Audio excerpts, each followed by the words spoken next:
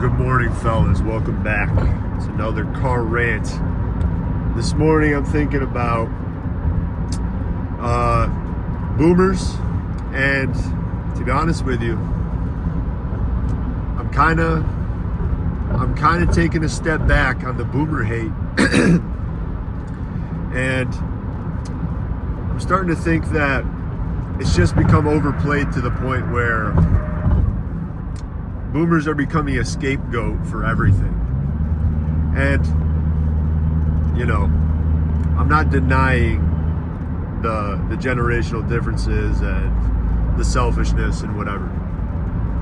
But, you know, that's been beat to death, all right? That's a dead horse, and we're still kicking it and kicking it and kicking it, just talking about, oh, boomers ruined everything. And it's got to the point now where we reject actually sound advice because it comes from boomers. And I saw a video recently of somebody talking about like how boomers always talk about saving money and like maybe don't go to lunch every day, maybe don't buy $7 coffees and stuff like that. And everyone wants to be like, well, you know, how are you as a boomer gonna be talking about that when the economy was so much easier, whatever, at your time? But it's like, it doesn't matter if they're coming from a privileged position giving you this advice if the advice is still sound. Should you be eating $30 lunch every day? Probably not. You know, think about how much money that is in the long term, especially if you like invested it or something. So, point being, I think it's time to just drop the boomer thing and just move on. We all know what the situation is with the boomers, but what are you going to do with your life? Another big one, and I think this is even more important than the financial stuff. Boomers understood, at least in day-to-day interactions, social life, integrity and reliability. And you know, boomers, they always tell you, have a firm handshake, show up on time. That's good-ass advice.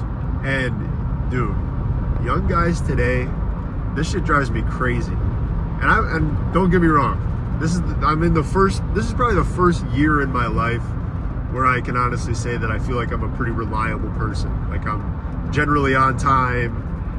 If I'm not going to show up, I'll tell you, and I'm not just going to, like, ghost you. You know what I mean? I kind of like started taking that sort of stuff seriously because I realized what a bum I was being perceived as because of the way I conducted myself in my social life. And dude, young guys are so incredibly flaky and weird. And, you know, I don't know. It's just normal now. Like, it's to be expected. You don't expect your male friends to, like, if they say they're going to show up, it's like a 50-50 chance that they actually will. And that's just kind of the norm. And, you know, it's not about saving anybody's feelings. It's about respect. It's about integrity. It's about being a man of your word. If you say something, it should mean something. You know what I'm saying? That's boomer advice that's extremely important that we need to actually take. I am extremely tired of dealing with flaky, unreliable people, and it's just everybody. You don't meet unreliable dudes under the age of 30, maybe even under the age of 40. Like, I don't know, definitely under 30, every dude is like, I don't know, man. I don't know if it's that people don't take themselves seriously. I think it's more so it's just very easy when things are done over the phone. It's easy. There's always an easy out. Like, oh, I didn't see it. Oh, it's this, it's that.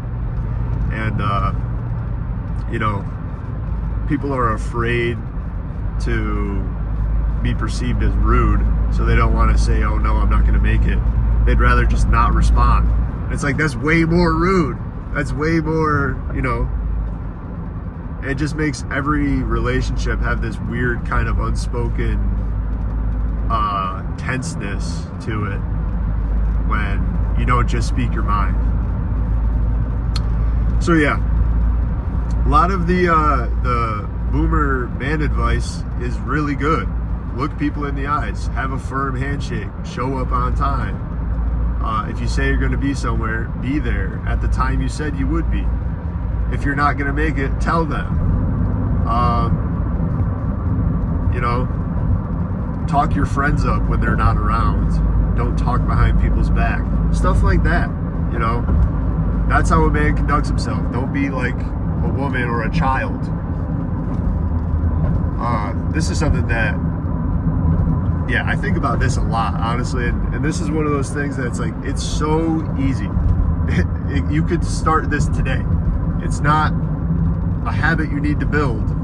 It's just a conscious decision that you're going to be that sort of person, and then just commit to it and do it. It's not hard at all. It's really not. And I don't know, man. Like, if you want more out of life, you got to give more to life. So, short one today. I don't really have much more than that to say. I just think, boomers kind of understand life. They definitely lived in this weird sort of insulated fantasy world where prosperity was just a given, but they still had that underlying old world tradition of how a man is supposed to conduct himself. And a lot of that we have completely lost. And it's not actually, maybe it is the boomers' fault, because they kind of pushed the Cultural Revolution that led to the dissolution of all this stuff. But again, that's not the point. You can't blame other people for the way you are, because it's you. And you have control over yourself. You have free will. So get your shit together. Stop being a bum. Please. And that goes for me too. I'm not perfect with it. And, we've all got a long way to go. But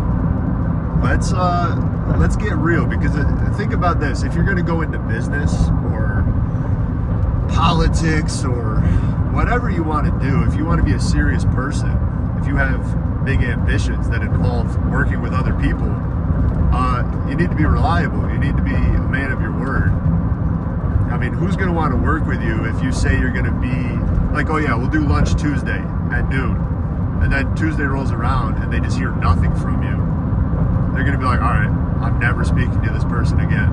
I mean, if they have any sense, that's what they'll do. And you're just going to burn every bridge by being a retard. It's not that hard. And like I said, it doesn't really seem like it's a character trait. Like, I know tons of people who are like this. And it's to the point where I feel like it can't just be that there's something about those specific people. It's like, it's a generational thing. It really is. Like, millennials and Gen Z are just unreliable, flaky people. It's kind of like across the board. And like I said, I was that way for a long time until I made a very conscious decision that I was going to try to break that habit. I think that's what we all got to do. A lot of it is culture. It's like the hip hop. Frankly, it's black culture, which is pop culture. Pop culture for the last 2 decades has been basically synonymous with black culture.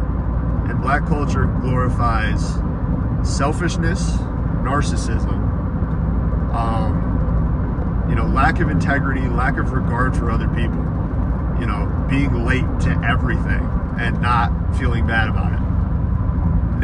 Just not being a man of your word at all. So that's kind of how we were trained, and that was like what we were taught is cool. It's like, if you care too much, that's lame. And just everything white is looked down on, when these are inherent virtues. Showing up on time, having integrity, telling the truth, being direct and honest. What's lame about that? That's basically like a necessary requirement for civilization. If everybody just stops doing what they say they're going to do and no agreement means anything, how can you even have society? You can't. Like, if we continue on this path and everyone just gets more and more like this, more nonchalant, cooler, more faggy, then it's all over. So wake up and just be a normal person. That's all I got to say. Thank you, brothers, for listening. God bless. Love you all 17 of you. Peace.